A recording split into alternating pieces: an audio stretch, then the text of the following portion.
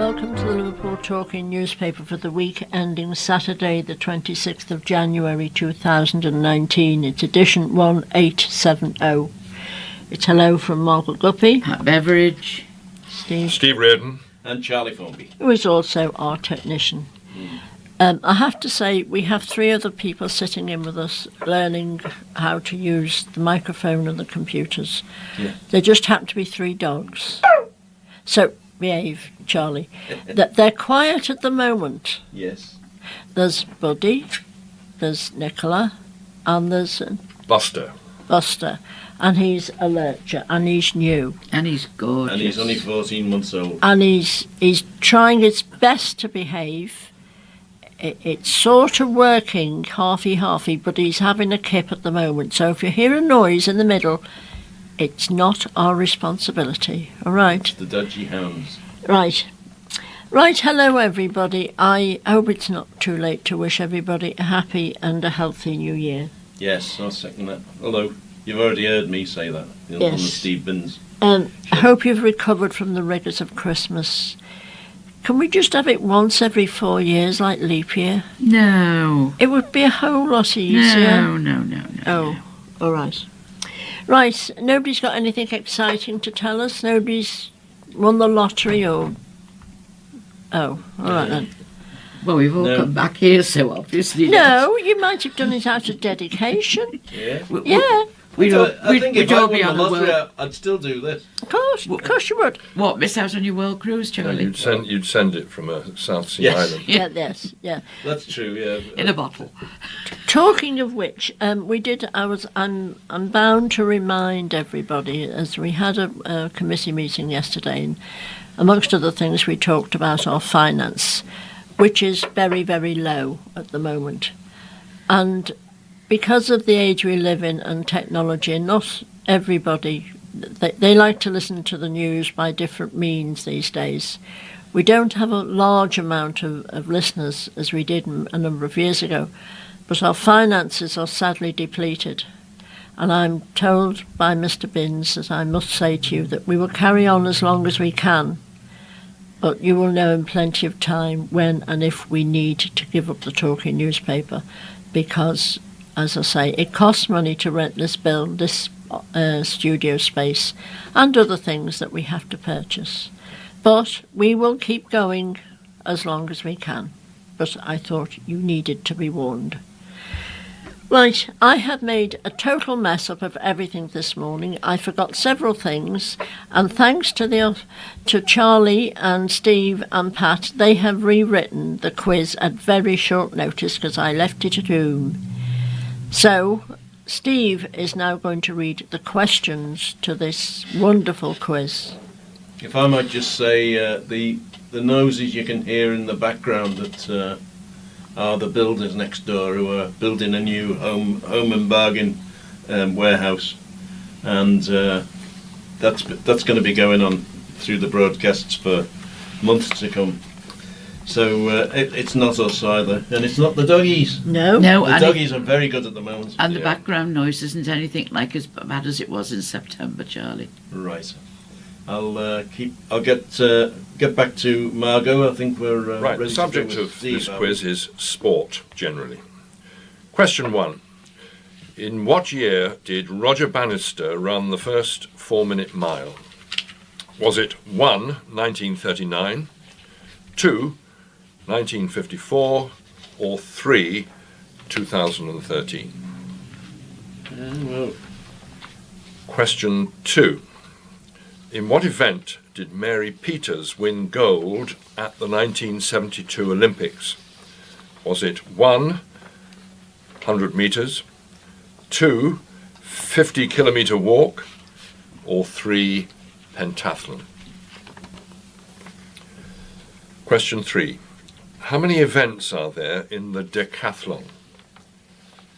Is it 1, 5, 2, 10, or 3, 100? Question 4. What was Billie Jean King's maiden name? Was it 1, Muppet, 2, Gromit, 3, Moffat? Good. Question 5. What else was the jockey Dick Francis famous for? Was it 1, as a novelist, 2, a mountaineer, or 3, a politician? He wasn't a world champion snooker player. Oh. Okay. No, that was the other Dick Francis. Yes. Question number 6. On which lake was Donald Campbell's fatal crash? Was it 1, Windermere, 2, Coniston, or 3, Loch Lomond? Question 7.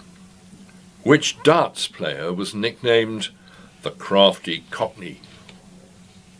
Was it 1, Phil Taylor, 2, Jockey Wilson, or 3, Eric Bristow? Question number 8. How many points are awarded nowadays for a try in rugby union? Is it 1, 5, 2, 7, or 3, 9? Question number 9. Which classic horse race is run on Epsom Downs? Is it 1, the Oaks, 2, the Derby, or 3, the Grand National? And finally, question number 10. Where is the next Football World Cup to be held? 1, England, 2, Pyongyang, or 3, Qatar? Right, thank you very much, Steve. And considering that was put together in rather a hurry, thank you. I can't thank you enough. I will tie a knot in my neck next time. Yeah, well, there's no apologies made for any errors that may have crept in. No. But we think it's accurate. No, we don't make mistakes. Now we're going to start off by a few pieces by depressing everybody thoroughly, because there's a lot going on about migration at the moment. And people don't realise or don't think about the fact that this country is made up mostly of migrants. I know my grandfather came from County Wicklow. The Welsh came over the border to build the houses in Liverpool, and it's gone on forever. So we thought we'd tell you a bit about migration, and Pat is On going Christmas to start. Day last year, 40 people in 5 separate groups reached British shores after a journey by open boat across the English Channel. The following Thursday, another 23 people were found. And on Friday, there were 2 more boats carrying 12 people, 11 of them Iranian, intercepted off the coast of Dover. These attempts are not unique, and the number of immigrants attempting the crossing has grown in the past few months. For many migrants and people traffickers, the Christmas period was seen as perhaps the most inviting window of opportunity to reach the UK all year. They appeared to be calculating that borders were less well policed at that time of the year. The recent rise in activity across the Channel is caused because other options are dwindling. Until now, migrants have tried to smuggle themselves in trucks and lorries, which regularly cross the Channel by ferry or by rail from France. This has become too expensive, with many people traffickers charging many thousands of euros for each attempt. But migration is no modern thing. Right, thank you very much, Pat. Now, Charlie is going to read a small piece by somebody who wrote about migration in 1870, which proves that nothing changes. This is a report on immigration by the Commissions of Immigration of the State of New York by Frederick Capp in 1870. Having resided for the past 20 years at the greatest immigration port in the world, and having been led by my official duties during a portion of this time to pay particular attention to the subject, I have been induced to enter an extensive study of this important question. The results are now being laid out before the public. Causes of immigration from the remotest ages down to the present day, from the first Phoenicians and Greek colonies down to the settlements in the North Pacific coast of America, two principal causes have always induced migration and led to the establishment of the new states and empires. They are political or religious oppression, persecution or social evils such as want of prosperity or insecurity or lack of employment, famine and the high cost of living in general. Either of these causes, persecution or poverty, have proved powerful enough to produce migration on a large scale from certain countries. People who are happy and comfortable at home do not emigrate. The poor and oppressed only, who cannot find fair reward for their labours in the lands of their birth, or who feel themselves obstructed and thwarted in their religious or political aspirations, seek to better their conditions in a change of country. Thank you very much. I'm just going to wind back just a little because we think immigration really has got nothing to do with us. But in 1849, or between 1847 and 49, there was a terrible famine in Ireland. And it's one of the reasons why a large proportion of the people who now live in Liverpool have Irish ancestry, because over 1 million people died during the famine and over 1 million emigrated. And in fact, a lot of the people who emigrated, you must remember, lived in little villages in Ireland. And when they got on a boat and sailed across to Liverpool, some of them thought they'd gone to America. And sadly, when some of them did arrive, it didn't get any better because there were unscrupulous people who actually stole their meagre belongings when they arrived. So it's a sad period in our history. And Steve is now going to read a little bit about just the beginning of what happened and how much potatoes were consumed by the Irish on a daily basis. In 1845, Ireland was extraordinarily dependent on a single subsistence crop, the potato.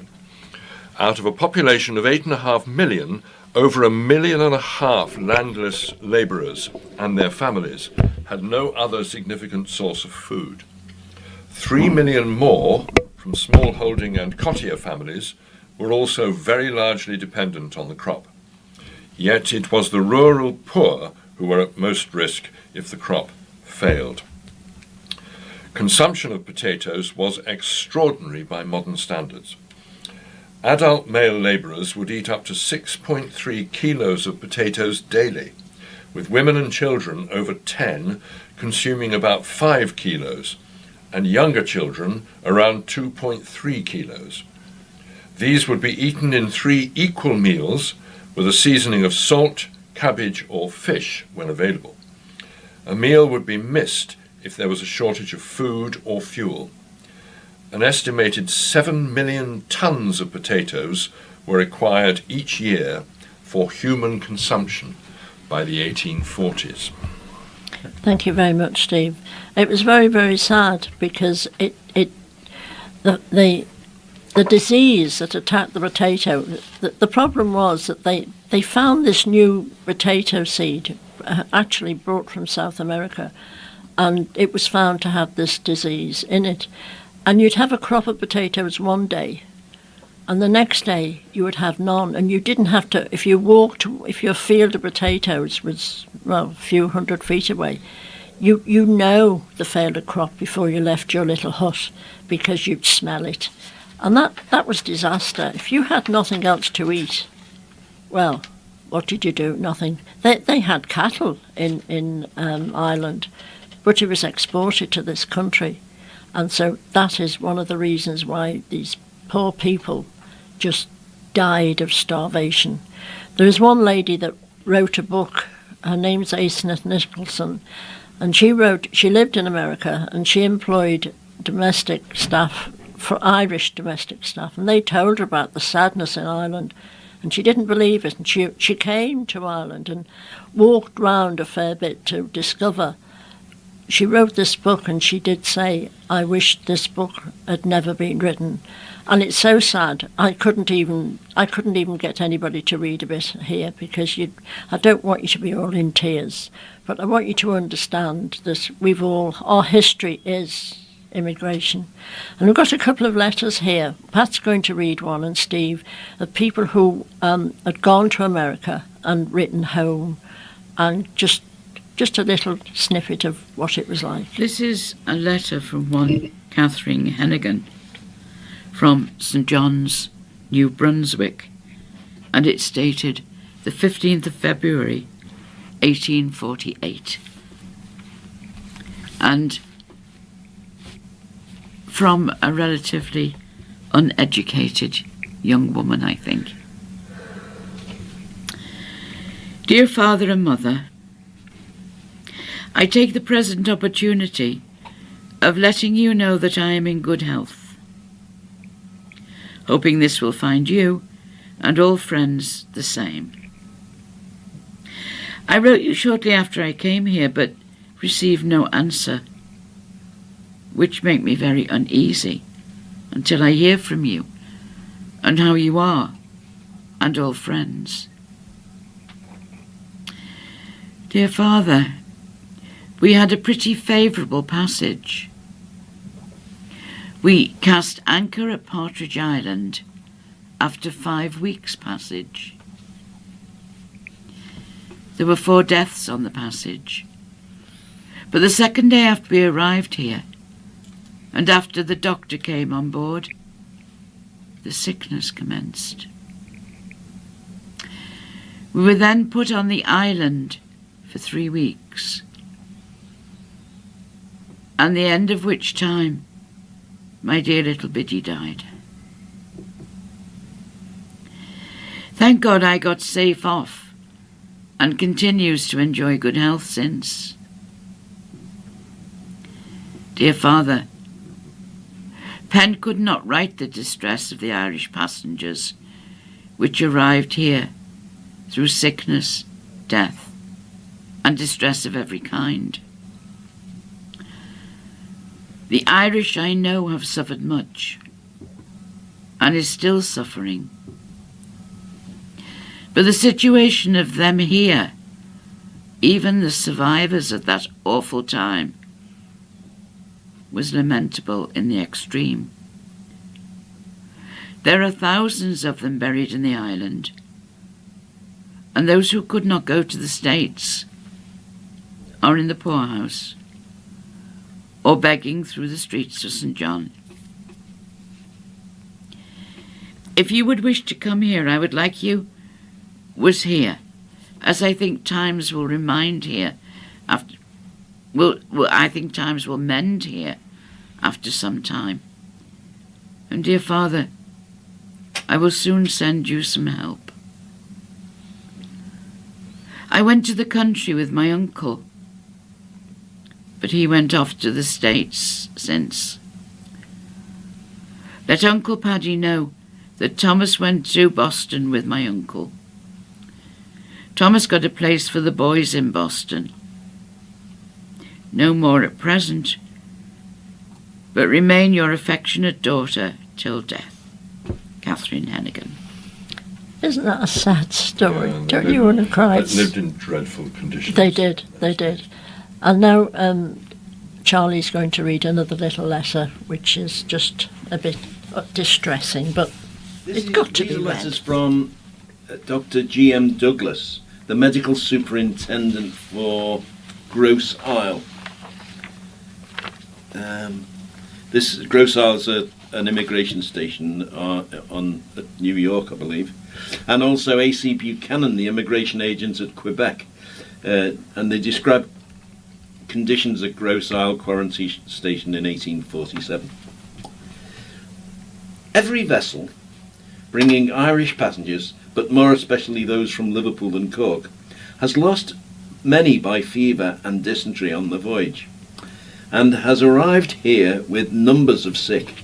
17 vessels have recently arrived with Irish passengers, 5 from Cork, 4 from Liverpool, and the others from Sligo, Limerick, Belfast, Londonderry and New Ross. The numbers of passengers with which these vessels left port was 5,607. Out of these large number, 260 died on the passage, and upwards of 700 have been admitted to hospital or are being treated on board their vessels, waiting vacancies to be landed. The number now under treatment is 695, and the remainder on board the ships Aberdeen and Achilles from Liverpool, and with the ship B from Cork and Wolfville from Sligo. 164 sick who receive medical assistance on board will be landed as accommodation can be made, turning passenger sheds into hospitals. I have taken it upon me to engage the services of Doctors Jacques and McGrath while waiting His Excellency's authority for the purpose, but shall require at least 2 more medical attendants, as these gentlemen have already the charge of upwards of 300 sick and will be unable to give attendance to a large number still to land, without taking into account the number who may arrive among the many thousands now due. This is also from D. Douglas. Out of the 4,000 or 5,000 immigrants that have left Gross Island since Sunday, at least 2,000 will fall sick somewhere before 3 weeks are over. They ought to have accommodation for 2,000 sick at least at Montreal or Quebec, as all the Cork and Liverpool passengers are half dead from starvation and want therefore embarking at least, and the least who what I'm sorry about this, I can't make out.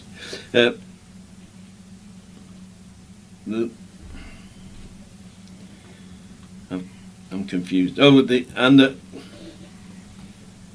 can't understand what I'm reading.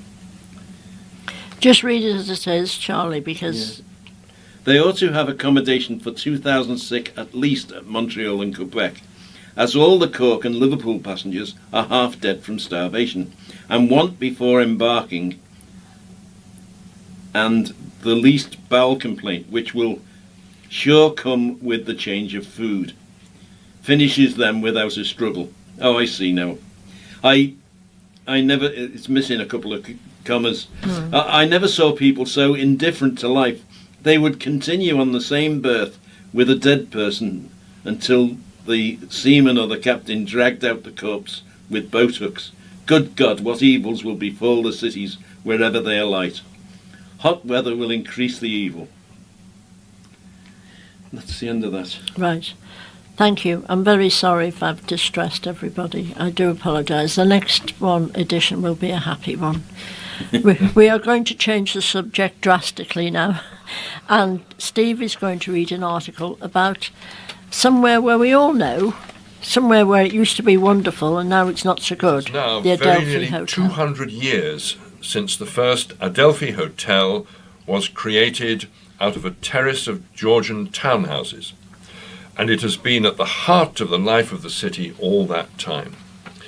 In 1826, Copper's Hill, on which the Adelphi now stands, consisted of a row of terraced houses first built in 1790 on the edge of Liverpool, looking out over a botanic gardens to the open countryside. During 1826, an experienced London hotelier called James Radley purchased the northernmost house and opened it as the first Adelphi Hotel.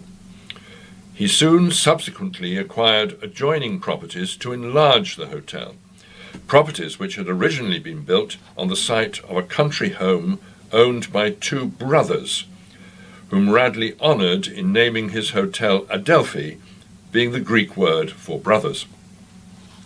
By his purported charm and polite, easy manner, coupled with the experience gained whilst he was operating in London as a hotelier, and combined with a rare talent for organisation, Radley managed to make his hotel the most popular in Liverpool, and soon Radley's Adelphi became famed throughout Britain and Europe.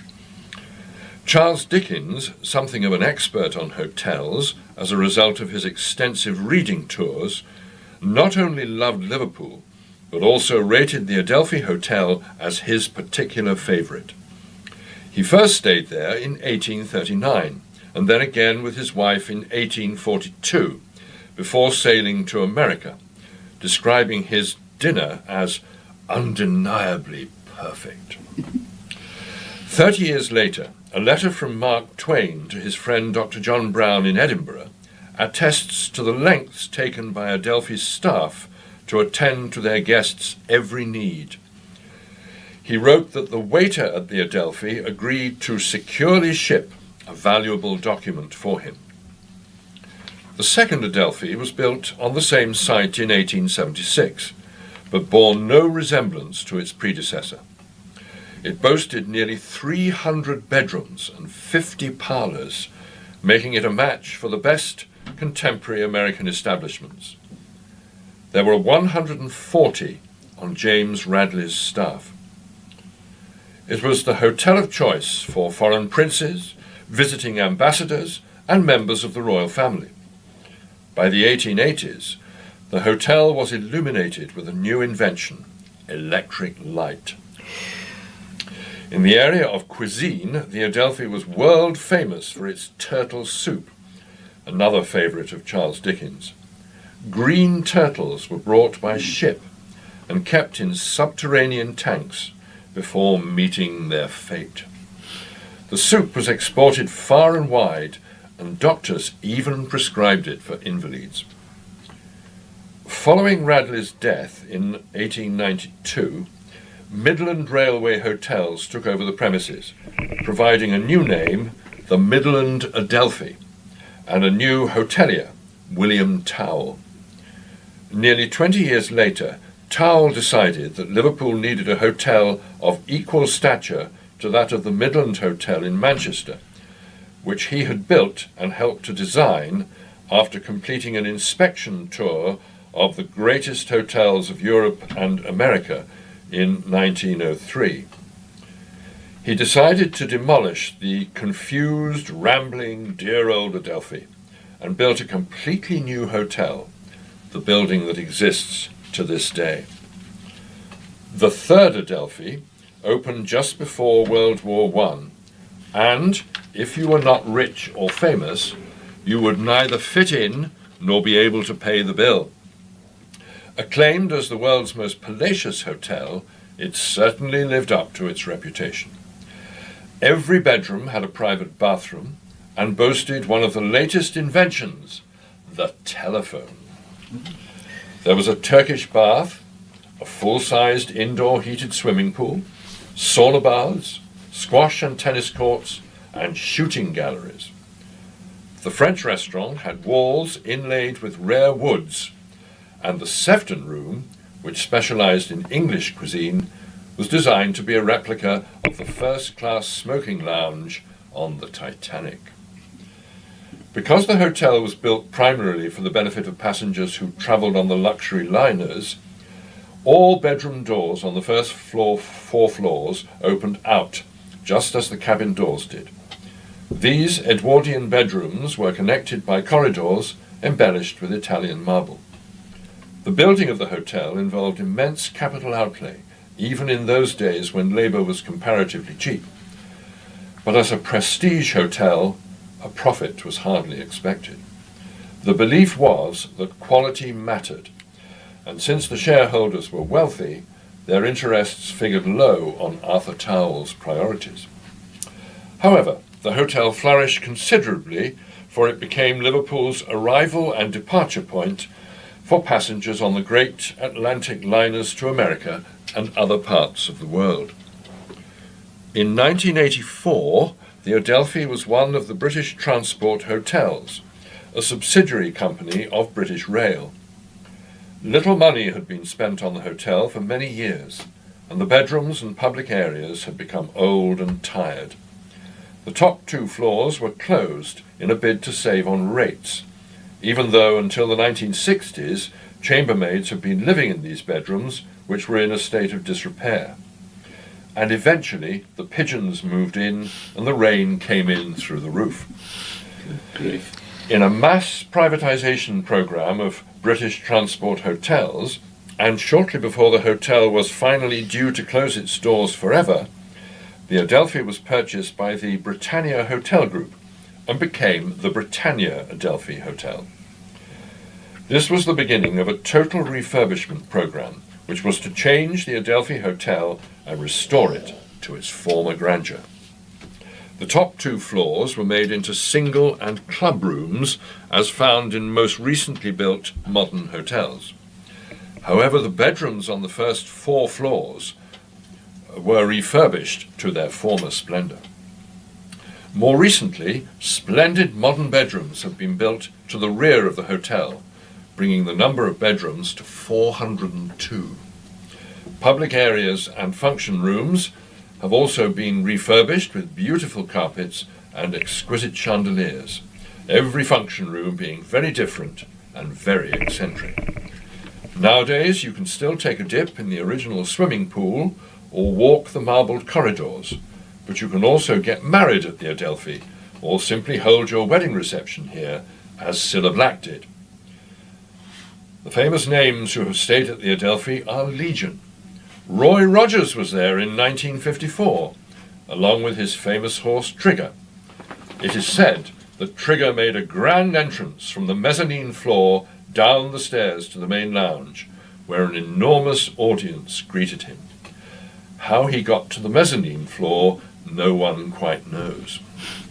Stars of all periods have looked out from that balcony, including Laurel and Hardy and the Beatles.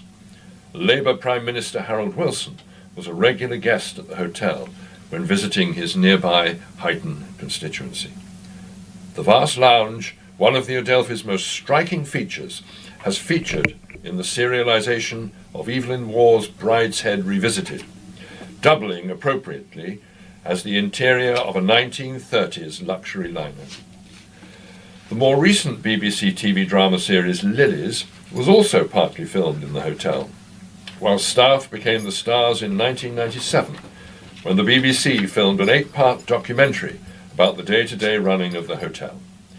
The series drew an incredible 11 million viewers, and bookings went up by 20%. Right. Now, I don't know if you remember, anybody been to the Adelphi recently? Yes. Yes. Not recently. Not recently, no. Yeah, I find it very sad, don't you, Pat? It was appalling. Yeah, Was it? the food was dreadful, and the staff. It's just very, very sad because I remember what it was, and I think you probably do.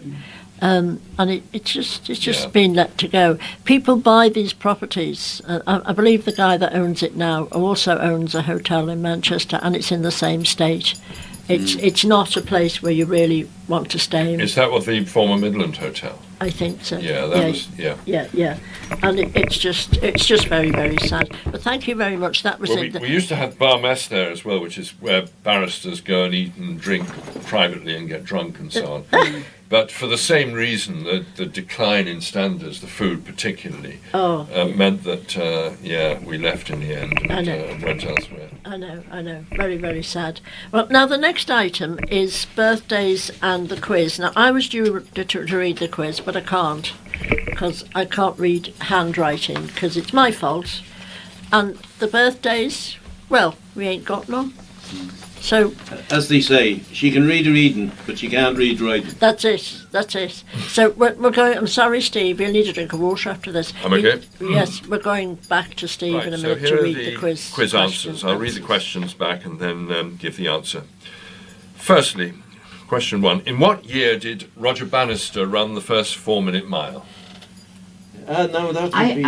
I always thought it was the year the Queen was crowned, but No. that wasn't one of the options, was it? No. You're wasn't. thinking of What were the climbing. options? You think of climbing Everest. The options were 1939, something happened that year, but I don't Yes. think it was the 4-minute mark. No, I think it might have been the outbreak I of think- World I War think- II. I think it might have been Germans running into Poland. Yes. Unofficial breaking of the Yeah, 4-minute yeah. mile. They couldn't run very fast in those jackboots, though. Yeah. No. Then 1954, so that was the year after the coronation. Yeah. Yes. And then 2013, Well, it which... definitely wasn't. He would have been 90 odd by then, and he definitely would have run a mile in 4 minutes. I reckon it was the middle one. I reckon it was B or 2. Yeah. right, well, 1954. I'll tell you, the answer is 1954. Hooray. Question 2. In what event did Mary Peters win gold at the 1972 Olympics? That was archery, wasn't it? Yeah, it was. Archery, She was well, Irish, wasn't it? Was it potato? she was throw? Irish, so it was, yeah, she was Yeah. in the potato chucking potato event. potato pitching, Yeah, as they had potatoes by then. They'd all grown back again. Yes, Yeah. they had. Yeah. yeah, I'll give you a clue. It was an athletics event. Ah, Oh, right. right. Was it all full of pent-up emotions? I don't know. The choice was 100 metres, 50-kilometre walk, pentathlon. Pentathlon. Do you know what a pentathlon is? I do. It's 5 different versions of Whatever. killing Is it? yourself. Well, you might be spoiling the next question if you're not careful. Oh, right, okay. Shall I tell you? Yes, Yes. please. The answer is 3 pentathlon. Right. Hooray! Now, question 3. How many events in the decathlon? Ah, right. How's your Greek? Very good. He's very well, thank you. The, Stavros. Ah, what's your Yeah. The 5, 10 or 100? Well, if they did 100 events, Yeah, that's I'd say it would take them a few years. Yeah. And Well, then no, in- decimal all sort of fit in. no, don't in they? the deck. Yes. I mean, is responsible for 12, being that December deck is the 12th month. It was the 10th month, It I know, was, I'm yes. being silly. and November was the 9th, and Yes, October the 8th. I know it was. And I was, September the I was 7th. going to get to that, but you However. short-circuited my stupidity. So Anyway, what were the options again? The options were 5, 10 or 100. well, it must be 10. 10. Everyone thinks 10, and the answer is 10. Wait. Right, question 4. What was Billie Jean King's maiden name? I'll give you the options. I'll remind you of the options, and you can see if you can tease out the answer. Muppet, Grommet, or Moffat? Yeah, she married Kermit the Frog, didn't she? Was she? Oh, Yeah. she was a daughter of Kermit the Frog. So you think Billie Jean Muppet?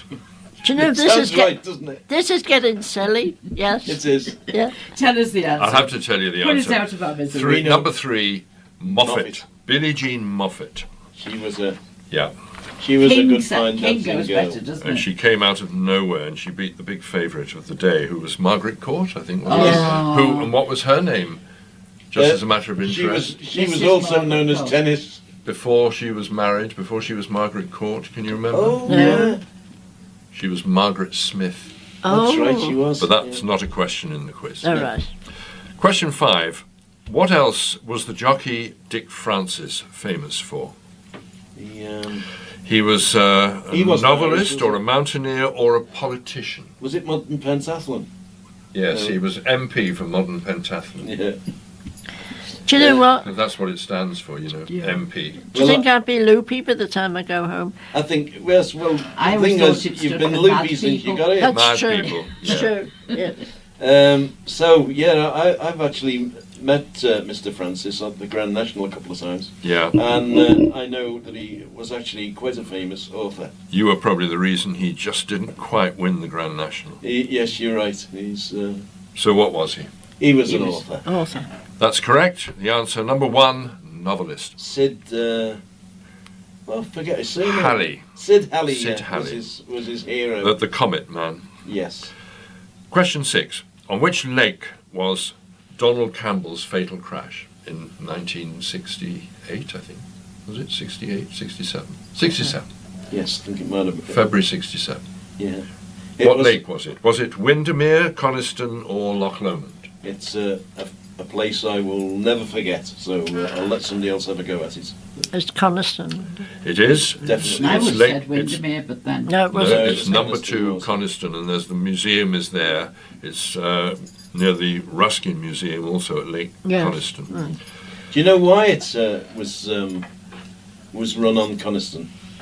Great because of the length and Yes. depth. the depth Yes, of the the water. depth made it less susceptible to Yeah. ripples on the surface. Yeah. And Didn't- the old man of Coniston, the mountain, Didn't sheltered it from wind as well. didn't help him though. No, it didn't. Yeah, No. exactly. Question 7. Which darts player was nicknamed the Crafty Cockney? Well, I think he was from London. I think Yes, he it's was. famous. He was famous he was London- originally, but he moved to Crafty. Yes, that's right. Well, Do you actually, know what? They're both a pair of loons, aren't they? no. The thing is that this chap played darts in Liverpool. So what are the options then? The options are Phil Taylor, Jockey Wilson, or Eric Bristow. Well, no. It's Eric. It is Eric Bristow, number 3. Did you know that Phil Taylor was a protege of Eric Bristow's Yes. when he first started out? And before he became Phil the Power Taylor, he was the Crafty Potter, because he Oh, came was he? from Stoke-on-Trent. Oh, right. wow. Right. I didn't know that. So there you go. Question 8. How many points are awarded nowadays, that's the key word, nowadays, for a try in rugby union? 3. Options 5, 7 or 9, so it's not even one of the options. What happened to 3? It fell That's off the what end. it was Ah. in the 1960s, 1970s. Yes. But how many is it now? I think it's 5, isn't it? Yes. Yes, it is. it's 5. It went up to 4 and now it's up to 5. Right. So answer is number 1, 5. Question 9. Which classic horse race is run on Epsom Downs? The Oaks, the Derby, or the Grand National? Well, it's not the Grand National, that's for sure. If they ran the Grand National on that course, no horse would survive. Yeah, you're right. Yeah, So I Yeah, think so- it must be the Derby, it is. because I reckon, I reckon I could go there with all my fancy gear on and Oh, be right. starring Where- the show. where do you reckon the Oaks is run then? The Oaks is up in Doncaster, isn't it? No, I think it might be also Epsom Downs. Ah, Oh, is it? Yeah. so it's a trick question. Ah. But, But you don't, the you don't- answer that we had in mind, so give yourself a pat on the back if you got to the Derby. Yes. The Question 10. well, which is the one that's run at? Sorry. Doncaster, the St Leger. Right. Ah, That's what you're thinking of. It is. Yeah. And the Prix de l'Arc de Triomphe isn't run It's Paris. in the UK at all. It's Yeah. at No. Longchamp. Not sure, Yes. that's right. Question 10. Where is the next Football World Cup to be held? I say to be held. It may be There's that talk it of it never being takes place changed. there, but that at the moment is where it's to be held. Is it either England or Pyongyang, which is the Pyongyang being- capital of North Korea, or Qatar? Qatar. Yeah. Qatar. I've got a terrible The case answer of is football. at 3, Qatar. And why is it Qatar? When it's far too hot to play football and they've got no footballing heritage. No. No. So Not why are they? whatsoever. Why are? And do you why are think they there was a holding it swizz? Somebody Money. give somebody a backhander? Money You reckon? talks. there? Yes. Well, the bidding process doesn't. You need a clothes peg to examine Margaret, that. allegedly. Oh, sorry. Allegedly. Allegedly. There was a bit Yeah. of jiggery-pokery going on. Allegedly. Yes. But who am I? So there you are. I Thank think you all got very- 10 out of 10. Thank you. Yes. Oh, Well, we did because we had the answers. that's We had the true. answers. That's true. And if you also said the Oaks is run on Epsom Downs, then you're right about that as You well. have You an can have an extra extra point. half. Yes. You can have an extra half point. You and might get therefore 11 out of 10. Anybody got 10.5 out of 10? Doing all right. Right. We are now going over to Pat, who's going to read a very silly poem to end with because we need something to cheer us all up. Right. Over to Pat.